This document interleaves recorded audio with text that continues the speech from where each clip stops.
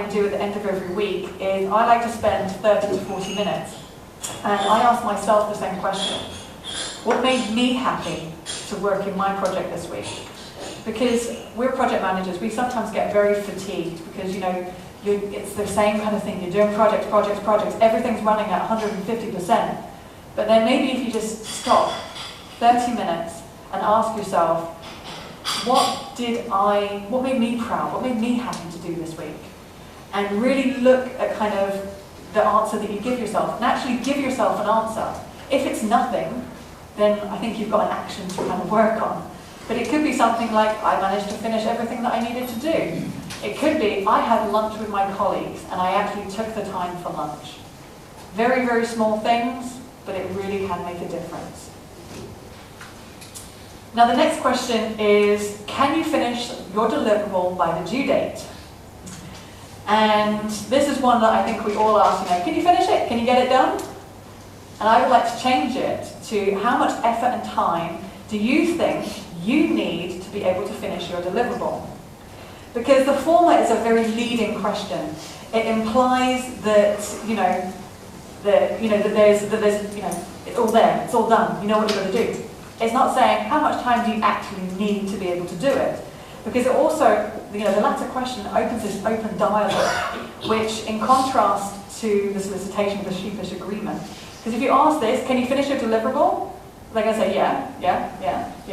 Not, actually I think we need to have a discussion about effort, I think we need to have a look at this. And one of the reasons why I actually changed this, and change it specifically to this, is if I'm working with junior team members, or if I'm working with specific off-site resources. Because there are some cultures where it's not appropriate, as a junior team member or a team member to go against what your manager's saying. We're very lucky in the Netherlands that everyone is very equal and open and will tell you, no, it can't be done. But if you work in some cultures and you're working with a lot of often remote teams, it can be very difficult to be able to actually get a real answer. And that's what this question opens. It opens that dialogue and it opens that opportunity to be able to have that dialogue with them. Instead of, and you also see this a lot with juniors, because they want to kind of prove themselves, they want to show themselves that they can do it. And if you open it, well, come on then, let me see, let me show me. And it can really also help them with the ownership of the task.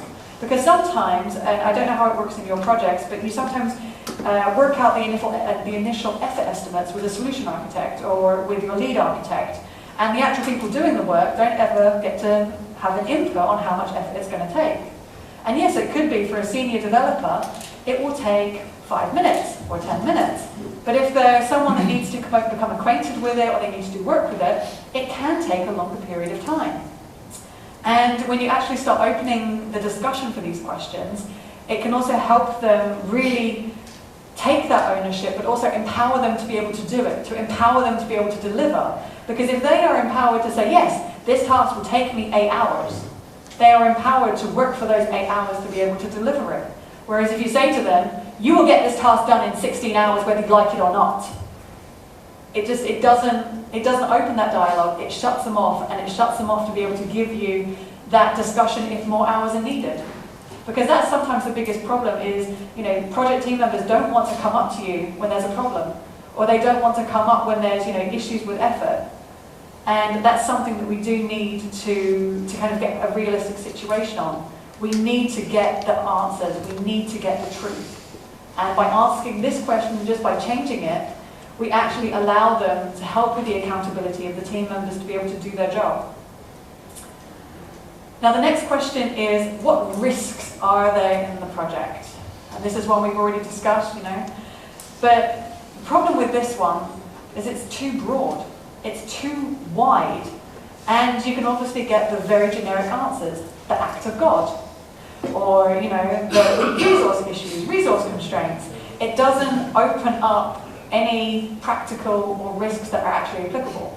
Although I will say, 2011, Icelandic volcano, got that on the risk register, act of God. And that was also the only time I have ever actually achieved act of God in any of my project risk registers, which was an awful experience in itself. But it also allows you to be able to ask the question, what risks do you foresee in the project, which could be either in the tasks that you're doing, or your ability to be able to complete the project in general. And I often ask this about once a month, maybe once a quarter, depending on the project. And I like to try and see what kind of answers I can get that are different. So a most recent one has been around limited time to be able to deliver the project, because it's now September? Yeah, September? Yeah. It's September and Christmas is coming up. So we're going to be ending up towards the end of the quarter. It's very, very busy.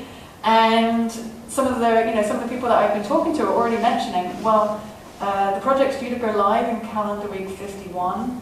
I'm going to Hawaii for 3 weeks, so, can't work then. Or the Christmas period in general. Most people in Europe take off 1 to 2 weeks, dependent. So how much are you actually going to get done during Christmas? Is it feasible to have a go live during the Christmas period when there's no one there to be able to do support or to be able to triage if there are problems? So it's making your risks more specific to your project, to your time frames, to what's going on, that can really help you in being able to, to go between the safety and the risk, but to be able to see what actually happens and to make it more realistic. Now, I've recently done a risk workshop where we were trying to go through, what risks do we foresee in the next week, months, couple of months. And it was really surprising to see how many people orientate towards the risks in their immediate sphere, which is what I wanted. I wanted to see what they thought. And a lot of it was, stuff that I could actually work with and we could action on in a very realistic basis. But there's, one of the items that I want to get out of this is I do want that list of risks, but I also want a list of actions. If there's things that we can improve on, if there's things we can take away. But if I don't know that, and if I just get the bog standard list of act of God, what can I do with it? I can't action it, I can't work on it, I can't change anything. So that's why it's important to have a look at some of the risks that we have in the project. So we've kind of had a look at some of the questions, and I've had to shorten this a little bit so that we can fit in the time. So we've had a look at the general questions that we'd like to adjust. But there may be some times when you need to adjust the questions even further. Now this could be if you're working in team locations, different cultures. So if you've got co-located teams, people working in different locations but in the same building, that kind of area. What also might be available is culture. Culture plays such a massive role and a massive part in the questions that you ask. And it could be, do you need to adjust your questions? Because is it appropriate to ask this question in the culture that you're going to be working with? And one thing that I would very strongly recommend, if you haven't done it and you are working with offshore remote teams, please, please, please go on a cultural awareness training, and the same applies to your team. Because the Dutch are wonderful, they are a very, very good people, and I'm saying that because most of you are all Dutch.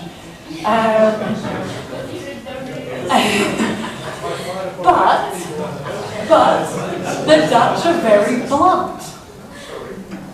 I love it. I would much prefer blunt, and I would much prefer open and honest to caged and having to work through the different corridors. I know if I ask a Dutch person the real status, there's going to be a no holds barred response. It's going to be, we're respecting my language, they're going to tell me if I'm shit. Because, that's the kind of relationship that I have, and it's a very open and transparent one. But if you're working with cultures where, you can't be seen to be, disrespecting management or giving a negative, a negative response, you need to be able to adjust it to become culturally sensitive. And I've seen this most predominantly working with Indian and Chinese, because that's where the really hierarchical clusters come in. But it's also, for example, if you're working with UK people, and you have to listen to the response that you get. Because unfortunately, the UK may sound like we're being open and honest, but more often than not, it's incredibly sarcastic, and they've got the most dry sense of humour that you could possibly imagine. So some of the times when you get given an answer or get given a response, actually work out if you're actually being given a response or are you being made fun of, which can also be the case. And there's also the element of time available. We only have a finite time available in our status meetings, and we are very, very busy people. If I was to go around every day and go, spend 5-10 minutes going, how are you? You're all right, everything going okay? I wouldn't get anything done. So I look at the questions, I look at the situation, I read the team, and then I make the questions appropriate, which is the most important thing. But so far, I've been talking about the questions you ask your team. What about the questions you ask yourself? Because we are the stars of the project. We are the managers, we lead things, we give direction. But maybe you need to ask yourself, what can you do to make your communication more open with your team? Are you being a barrier to that open communication? Are you perhaps being the project manager that fosters and encourages the team? Are you being that manager that is giving the team that good motivation, that good feeling? Or are you being that project manager that is the depressing one in the side of the room that only looks at risk? Look at what you're doing, how you behave, how your behavior affects your team, to then really ask yourself some very poignant questions. And if you do see that you are being the problem, work out what you can do to be the positive instead of the negative. The glass half full rather than the glass half empty. And this is not going to be an easy discussion or an easy thing to discuss with yourself. And it takes sometimes a very large bit of self-awareness. Because you need to be able to understand if you've got a weakness, identifying it and being able to then move forward with it. Because I think if you can do this, it shows what a strong and mature project manager you are. If you're able to actually look inwardly and say, am I a problem? Or is it something that we need to be working on? And then the question is, what is all this going to achieve? So when I started changing how I asked the questions, it was not an immediate night-day change. It happened over the course of around 1, 2, 3 months. And I started to see small changes. And if you look at like a litmus, it was just one of those steady things that just went ever so slightly. But after 1 or 2 weeks, I started getting team members in the meeting, offering risk, or being proactive about some of the impediments that they saw, or looking at maybe having a real discussion with their team members about effort. And this actually really kind of spoke to me when I was working with an offshore team in Brazil. And I was really kind of struggling to get, to really get an understanding and a feeling of the team. And when I started changing how I spoke to them, the questions I asked, in what manner and in what team, and this also included video conferencing. Because one of the things that we were always told in a previous organization was, we don't have the money for that. You can't do that. The bandwidth's not good enough. So then we started looking, okay, what can we do to improve bandwidth? What can we do to improve the way so we can actually get video communication in our rooms and in the meetings? And when it was actually starting to work with, with the different team members in a remote location, it really helped us to be able to see them. Because, I think it's 90% of body language is non-verbal. If you're seeing a load of team members and they're all there and, no one's really interested or they're looking at their phones, you know that there's a problem. But if you just hear silence at the end of the phone, you kind of like bang on there going, are you still there? Anyone awake? So it can help you also achieve a better understanding of your team, but also of your project. How much time do you have? 5 minutes. Okay. So what I'm going to quickly do is I'm actually going to switch, is I have a spare one, because I wasn't sure if I was going to have time, is are you recognised for the work that you do? Now this one was a real happiness factor for me, because I really wanted to understand team recognition. Because a lot of the time, we just kind of get the task, they're done, everything's good. But I changed it to, do you feel properly recognised? Do you feel that I am grateful for the hard work that you do? And sometimes it's yes, sometimes it's, well, no, not really, because you're too busy doing everything else. And the one thing that I would really recommend is that when you're looking at some of the some of the ways that you can recognise your team, it doesn't have to be the whole monetary, getting the car parking space outside the building. It can be things, like a team lunch, getting everyone together, over a pizza. Or it could be, helping them with, with some of their activities that they need. It doesn't have to be, this big gesture of gratitude and happiness. It can be small things that you do throughout a project. I like to bake. So what I often do for my projects, and again I get called the 10-pound project manager, is I like to bake for them. So I bake them chocolate brownies or cakes or little things, because then when we hit the end of a sprint or hit the end of a goal, we can celebrate a little bit. And I'm not going to be bringing beers into the office because that can sometimes be frowned upon. But you know, you can give them that small token of appreciation to say, you know what, I actually really appreciated it.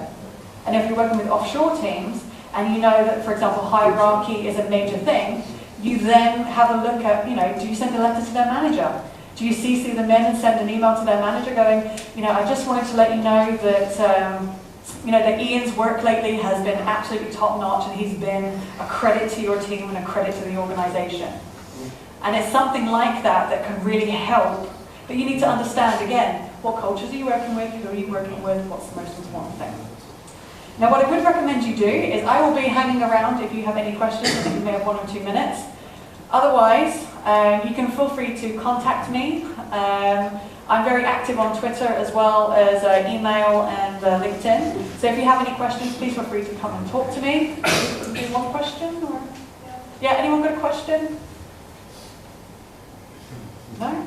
Oh, wonderful. Okay, then if anyone has anything, please let me know. Otherwise, have a fantastic rest of your day.